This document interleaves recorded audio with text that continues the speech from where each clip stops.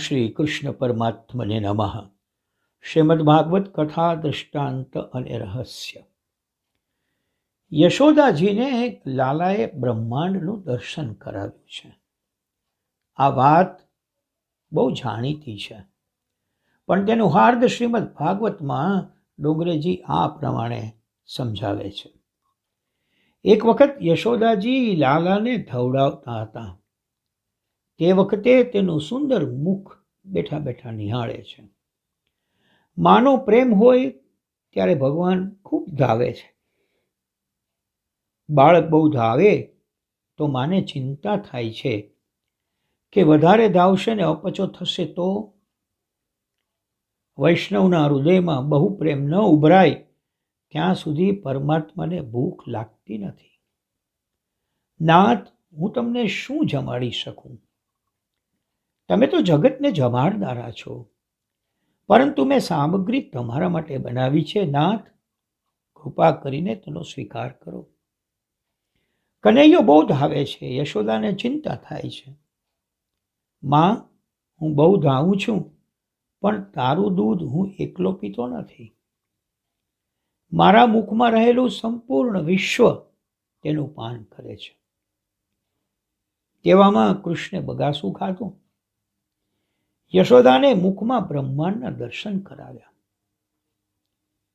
કનૈયો કહે છે, માં, તું મને એકલાને દવડાવતી નથી, તો અનંત જીવોને દવડાવે છે, સમસ્ત બ્રહ્માંડને પાન કરાવે છે. ભગવાને સુદામાને અખૂટ સંપત્તિ આપી એટલે યમરાજને દુઃખ થયું. તેણે ભગવાનને કહ્યું, સુદામાના નસીબમાં દારિદ્ર્યનો યોગ છે.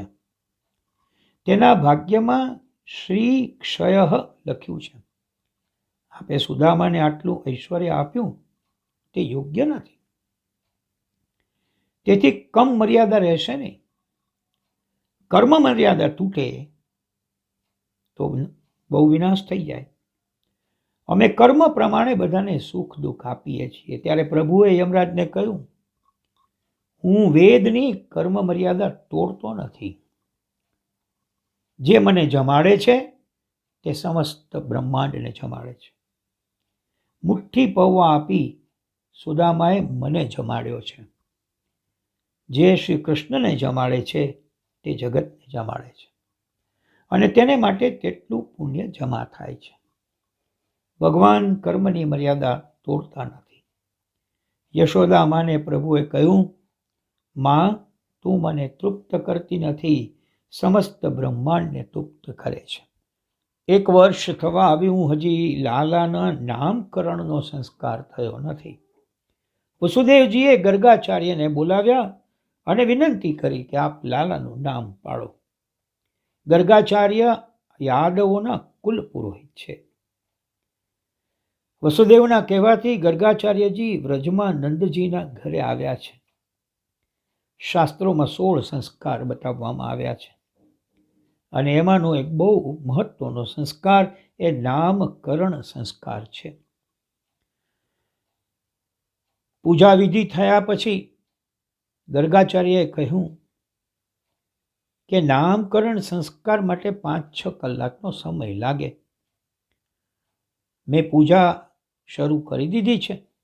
તમે આખા ગામને બોલાવો, અને બધા આવે એટલે પૂજામાં ઉતાવળ કરવી પડે, એટલે વિધિ બરાબર ન થાય. નંદબાબાએ કહ્યું, મારે ધાર્મિક વિધિ તો બરાબર કરવી છે.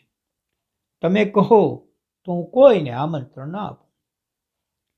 નામ જપ એકાંતમાં થાય છે. એકાંત શબ્દનો અર્થ છે એક ઈશ્વરમાં સર્વનો લય કરવો, એ એકાંત.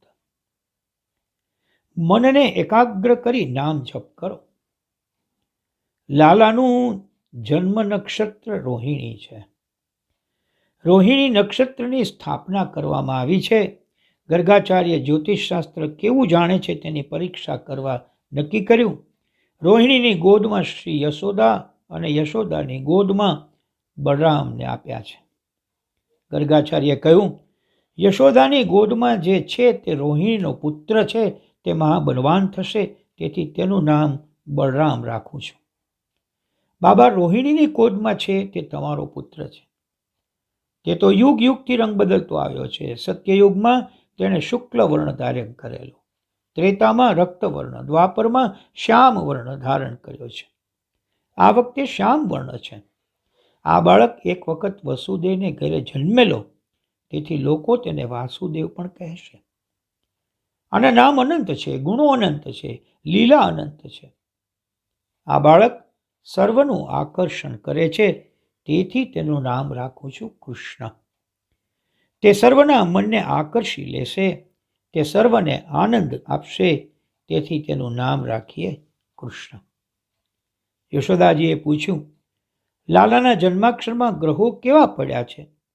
ગર્ગાચાર્યે કહ્યું, આ બાળક મહાજ્ઞાની થશે. તેના જન્માક્ષર બહુ સારા છે. ત્રણેય ગ્રહો ઉચ્ચ ક્ષેત્રોમાં પડ્યા છે. મોટો રાજા થાય તેવો યોગ છે. જન્મ કુંડલીમાં 8 ગ્રહો સારા છે, પણ એક ગ્રહ ખરાબ પડ્યો છે, જે રાહુ છે.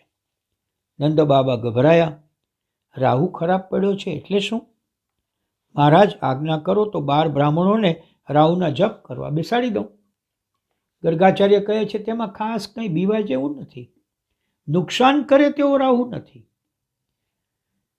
અમારા જ્યોતિષશાસ્ત્રનો કાયદો છે કે જે પુરુષના સપ્તમ સ્થાનમાં નીચ ક્ષેત્રનો રાહુ હોય તો તે અનેક સ્ત્રીઓનો ધણી થાય.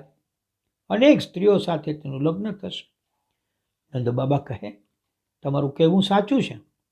મને એક બ્રાહ્મણ એવા આશીર્વાદ આપેલા કે તમારા લાલાને 16,000 રાણીઓ થશે. ગર્ગાચાર્ય કહે છે, બાબા, વધારે શું કહું? તમારો કનૈયો નારાયણ સમો ગુણી, આ કનૈયો નારાયણ ભગવાન જેવો થશે. તમારો લાલો નારાયણ સમાન છે. નારાયણ મારા ઈષ્ટદેવ છે. અતિશય પ્રેમ હોય ત્યાં પક્ષપાત આવી જાય. 4 જણા જમવા બેઠા હતા. પ્રશ્ન થયો, આમાં જમાય કોણ?